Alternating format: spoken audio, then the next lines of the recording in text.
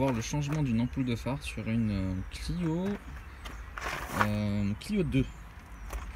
Donc alors, comme vous pouvez le voir ici, vous avez une petite, voilà, un petit papillon. À partir du moment où vous dévissez le papillon, tac, tout le phare va commencer à se débloquer. Hop. Donc si vous le dévissez entièrement, voilà, cette espèce de petit truc là, voilà, je le dévisse entièrement. Là, vous allez avoir accès, tac, à toute la partie ampoule de phare. Donc alors là, vous avez accès au bloc électrique.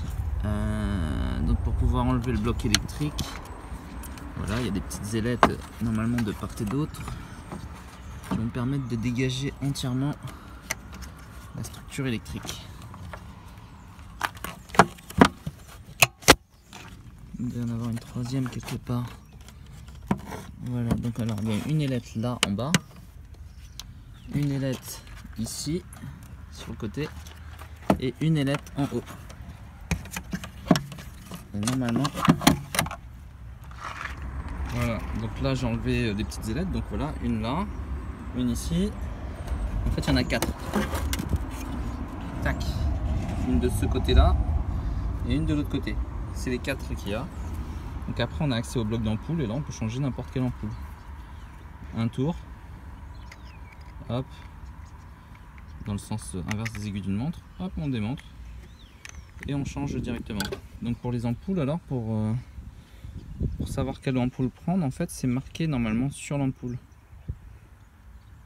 Voilà, là c'est PY21, W12, il y a tout un tas de références. Donc essayez de prendre les mêmes. Voilà, vous avez toute la référence ici avec le type de culot. Donc là avec ça c'est à baïonnette. Donc et voilà, et ça se met en, ça se repositionne comme ça. On met les petites baïonnettes à l'intérieur de l'horlogement comme ça.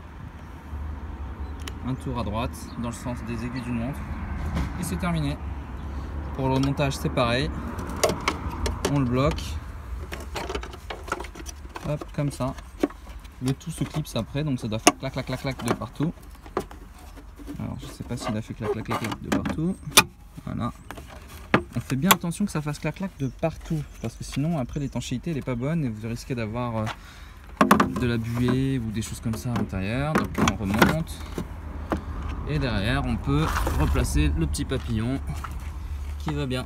Donc on s'assure bien qu'il tourne bien dans le phare et qu'il maintient le phare, hein. L'idée c'est pas de perdre son phare en route, en fonctionnement. Donc on regarde bien qu'il chope bien le phare et que tout tient bien après, hein. Voilà, qu'on vient de pas me dire ton tuto il est merdique parce que mon phare s'est cassé la gueule, j'ai des problèmes avec les flics. Moi je veux pas entendre ça, hein. Je vous l'ai dit, il faut que ça tienne. Donc c'est un peu chiant parce que vous voyez, hein. Alors l'idée c'est de bien le mettre en place déjà. Voilà, là il est bien. Là il est bien. À partir de là, de le maintenir à une main. Donc moi, chose que je peux pas vraiment trop faire. Et une fois qu'on l'a bloqué comme ça là, voilà, moi je vais le faire avec le genou. Hop. Et là, on peut remettre le petit papillon. Il doit tourner correctement. Voilà, là je sens qu'il tourne correctement là. Voilà, ça va venir serrer le phare.